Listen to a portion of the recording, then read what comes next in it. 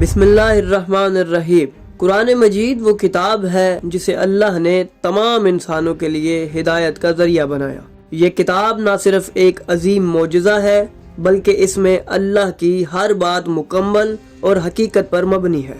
مگر جب بھی قرآن پر کسی نے اعتراض کرنے کی کوشش کی تو یہ کتاب اپنے روشن جوابات سے ہر اعتراض کو جھیل گئی۔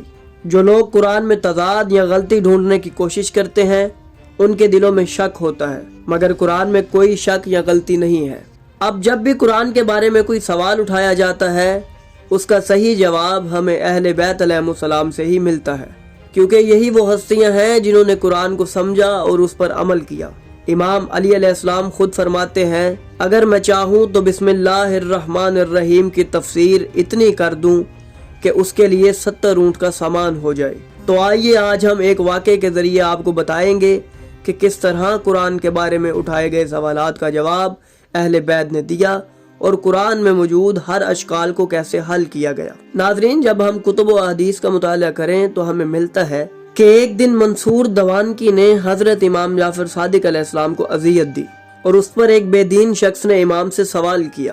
اس نے امام سے کہا، سورہ نساء کی آیت نمبر 56 میں ایک بات آئی ہے جس کے مطابق جب لوگوں کی کھال پک جائے گی تو اس کے بدلے میں دوسری کھال دے دی جائے گی، آپ اس آیت کے بارے میں کیا کہتے ہیں؟ امام جعفر صادق علیہ السلام نے فرمایا، تم برباد ہو جاؤ۔ پھر امام نے اس کی وضاحت دیتے ہوئے فرمایا، یہ ایک نگاہ سے وہی ہے اور ایک اعتبار سے یہ دوسری چیز ہے۔ ابن ابو العوجہ نے پھر کہا، یہ بات میری سمجھ میں نہیں آئی۔ اس پر امام نے ایک مثال دی تاکہ اس کی سمجھ میں آ سکے۔ امام نے فرمایا، اگر تم ایک اینٹ لو، اسے توڑ دو، پھر اس کے ٹکڑے کر کے اس میں پانی ڈال کر گارا بنا لو، پھر اس گارے کو سانچے میں ڈالو اور اس کے ذریعے پھر سے وہی اینٹ بناؤ، تو کیا یہ دوسری اینٹ ہوگی یا وہی پہلی اینٹ؟ ابن ابو العوجہ نے جواب دیا، یہ تو وہی پہلی اینٹ ہے جو ایک مرحلے سے گزرنے کے بعد دوبارہ اسی شکل میں آ چکی ہے۔ امام جعفر صادق علیہ السلام نے فرمایا، بس یہی جواب ہے تمہارے سوال کا۔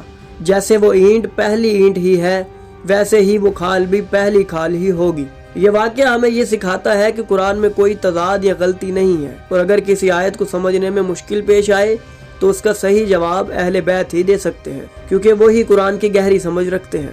ناظرین، ہم نے دیکھا کہ امام علی اور امام جعفر صادق علیہ السلام جیسی بزرگ ہستیاں قرآن کی آیات کی گہری تفصیل سے واقف تھیں اور انہوں نے ہر سوال کا جواب دیا۔ قرآن میں کوئی غلطی نہیں ہے، اور جو لوگ اس پر اعتراض کرتے ہیں ان کے سوالات کا جواب اہل بیت علیہ السلام کے ذریعے ہی مل سکتا ہے۔ اس لیے جب بھی قرآن کے کسی حصے پر سوال اٹھایا جائے ہم اہل بیت علیہ السلام کی تعلیمات کی طرف رجوع کریں، کیونکہ وہی ہمیں قرآن کا صحیح فہم دے سکتے ہیں۔ ناظرین، اگر آپ کو ہماری اس ویڈیو کی تفصیل پسند آئی تو براہ کرم اس ویڈیو کو اپنے دوستوں کے ساتھ شیئر کریں اور ہمارے چینل کو سبسکرائب کریں تاکہ آپ کو ایسی ہی مزید ویڈیوز ملتی رہیں۔